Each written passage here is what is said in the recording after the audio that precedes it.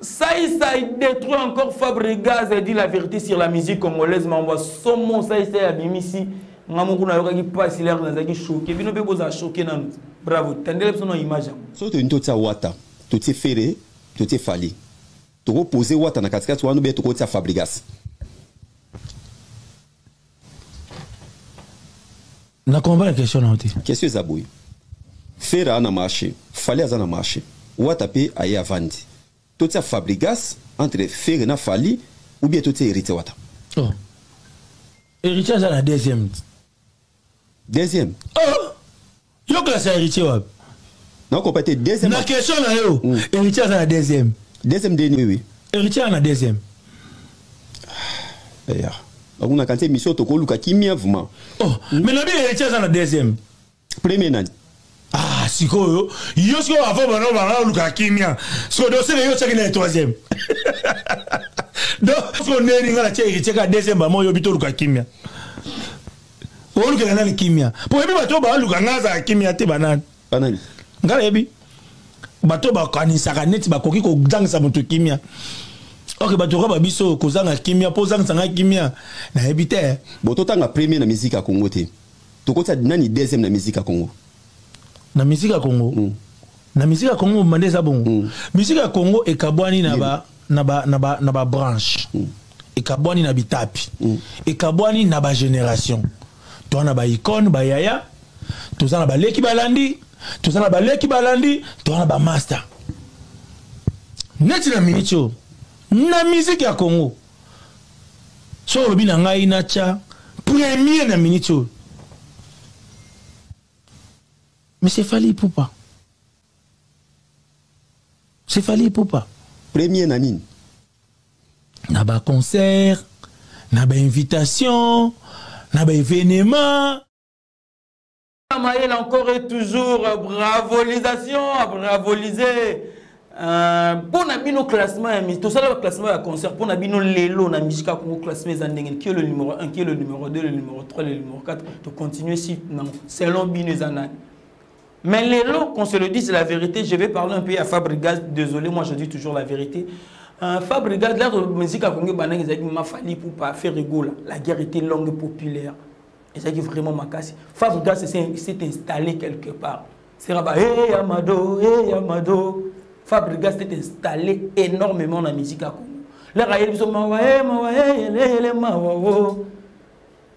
Mais malheureusement, Fabregas a mis sous la polémique, moi, j'ai mis distraction dans la carrière à Fabregas. Si nous comparons la carrière de Fabregas et la carrière qui sera Amado, moi je pense que Fabregas est un peu en dessous de ce qu'il faisait.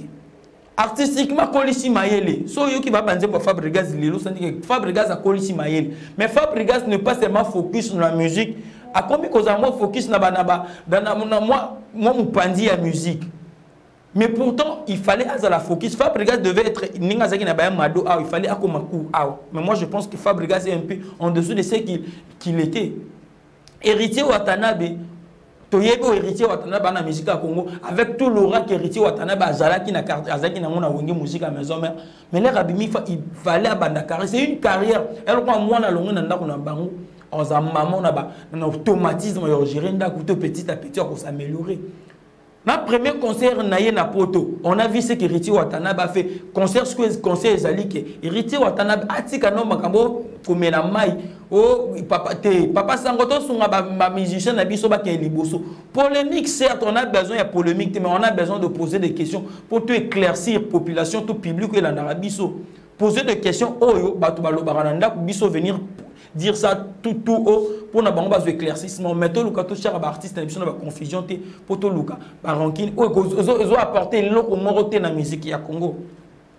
Si l'élo héritier Watanabe abaniko Fabregas abaniko kita moi muke ezo pour avani pe moi muke na polémique moi mingi bina filé na top azaki na bina filé pa abaniko kita pour ani avant na ke na moi polémique mingi le temps de faire la promotion il était là pour venir insulter bato belé na TV pour ne pas citer les noms.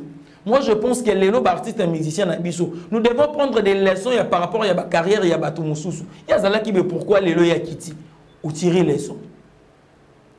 polémique ezobakisa eloko moko te na musique na biso ya Congo. Fabregas na Fabregas ya ba Mado, Fabregas ya génération ya Patrick Bekam ya ba excusez ya ba Bina Filé, génération o ya ba Vibrateur. Fabregas ne pouvait jamais échouer na Casino de Paris.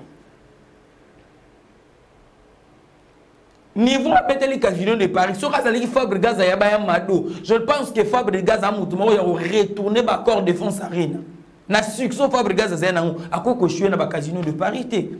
Ce qui veut dire que Fabregas a un focus dans la musique. Ils allaient leur ça. Ce qui Fabregas a yébani c'est grâce à la musique.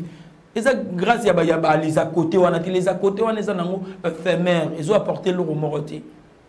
Les lots Fabregas Tireko là Fabregas bon Fabregas Marbébélé félicitations. Mais musicalement parlant l'album et ça l'impact sur tout manière qu'on s'attendre était que l'album où ça le succès à bruit.